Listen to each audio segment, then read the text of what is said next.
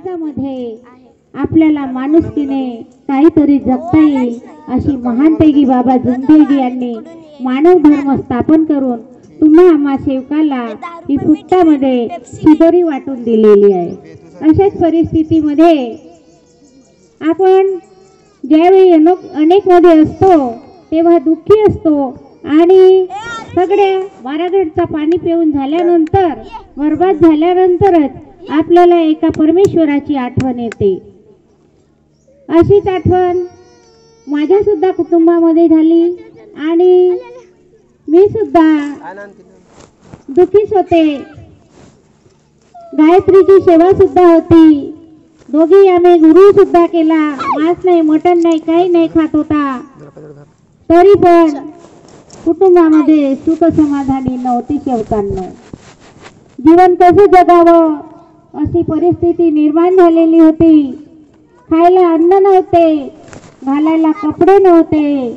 अशा परिस्थितीला कंटाळून एका परमेश्वराची आठवण झाली आणि मार्गामध्ये प्रवेश केला, विचार केला। 3 मुली 2 मुलं, पदरामध्ये 5 आपले पाल्य आपले मुलं आणि आम्ही दोघे, अशा 7 जणांचा कुटुंब। अशा परिस्थितीमध्ये खूप पूजा करायची मी पहिले अनेक होती तेव्हा, आठवड्यातून 2 दिवस जेवण करायची, नाही तर उपासच, सगळे उपास, एकही सुधत नव्हता।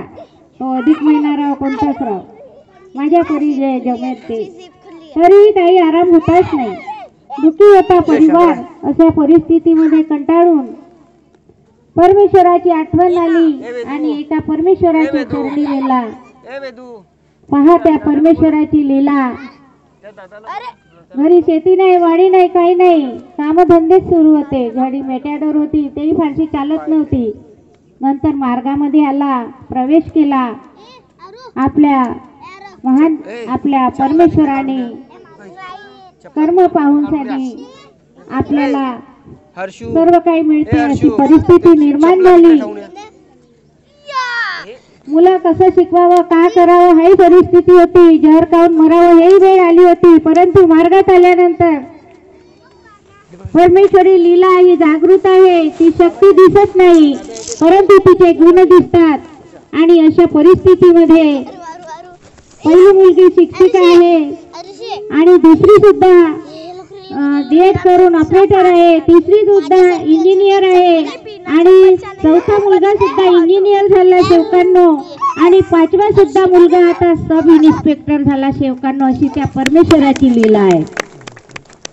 काही अडचण नाही आली परमेश्वरा, त्या परमेश्वरांनी सांभाळले सर्व काही। 5 मुलं शिकले, त्या माईकवर बोलायची ताकद त्या परमेश्वराने दिली।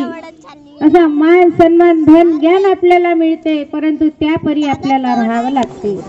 माणूस होऊन चुकतो, मानवापरी वागले पाहिजे। चुकी सर्वांकडून होते, माझ्याही कडून होते, असं नाही की नाही। म्हणून सर्वांच्या घरी मातीच्या चुली आहेत शेवकांनो, परंतु काही ना काही ह्या जीवनाला माणुसकीची साथ आपल्याला असायला पाहिजे, माणुसकीचा धर्म असायला पाहिजे। सर्वांनी आता बरेचसे सेवकांनी आपल्याला सांगितलं की कोणी रडता असला त्याला हसवा, निराधार असला त्याला मदत करा, पैशाची नको करा, शब्दाची करा, प्रेमाने कुरबाडा। जसे वाराणसी आई थुब्रीकर यांनी कुरबाडले आपल्याला। महानतेगी बाबा जुमदेजी यांनी सागरासारखा मन एवढ्या सेवकांना जवळ घेतले, शब्दावर एका परमेश्वराला प्राप्त केले। शब्दावर हा परमेश्वर काम करते आणि शब्दावरच आपले कर्म दुःख सुद्धा आणतात। आणि म्हणून आपल्याला आवड पाहिजे ह्या तत्वशब्द नियमाची। प्रत्येक ठिकाणी आपण कशा करिता जातो, आपला मन कसा असला पाहिजे, प्रपंच साधून परमार्थ केला पाहिजे, नाहीतर स्वार्थच असतो आपल्या मनामध्ये, कारण आपण लोभीच आहोत। वो माया अहंकार भरलाय आपल्यामध्ये, हा माझा तो माझा तो माझा, काही नाही आहे आपला। शेवटच्या क्षणापर्यंत आपल्याला त्या परमेश्वराचं नामस्मरण करून आपल्याला त्या परमेश्वराच्या ठिकाणी जायचं आहे असा ध्यास धरला पाहिजे आपण। माझी मुलं माझ्या ते आपापल्या परी आहेत, मुलं करतील आपल्यासाठी, आपण करून आपल्यासाठी। कर्माचे वाटेकरी आपल्यालाच व्हायचे आहे, म्हणून सर्वांनी 4 तत्व 3 शब्द 5 नियमाचा ध्यास धरून आपल्या जीवनामध्ये आपल्या कुटुंबाचा उद्धार करावा. आजची गरज आहे, काळाची गरज आहे. शिक्षणाला महत्त्व द्या. आणि असं नाही की पैसा नाही आहे तर मी मुलांना कसं शिकवू अशी नाही आहे पाहिजे. मन पाहिजे आपला. माझी मुलं म्हणत शिकत नाही मी त्यांना मला माहीत झाला.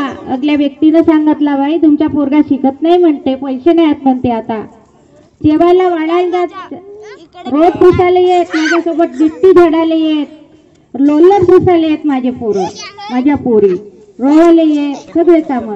पण गुत्यात जरी जाव ना तरी त्याची पात एक आधी पाडू. दादा मला हवन कार्याच्या बैठकीत जायचं आपल्या मनात धरू. एक पात कापलो बापू, आता मी चाललो. रा करत धावत धावत येऊ.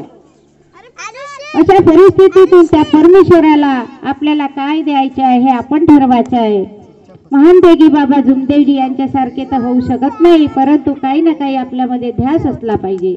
आणि सगळ्यात मोठी गोष्ट आपल्या आईवडिलांची सेवा करा, आपल्या सासू सासऱ्यांची सेवा करा. जरी त्यांना आपल्याला दुःख दिलं असेल तरी जरूर आपल्याला निष्काम भावनेने जर आपण केला, आपल्या पदरामध्ये काही ना काही पडेल अशी महान लीला, महान कृपा त्या परमेश्वराची आहे.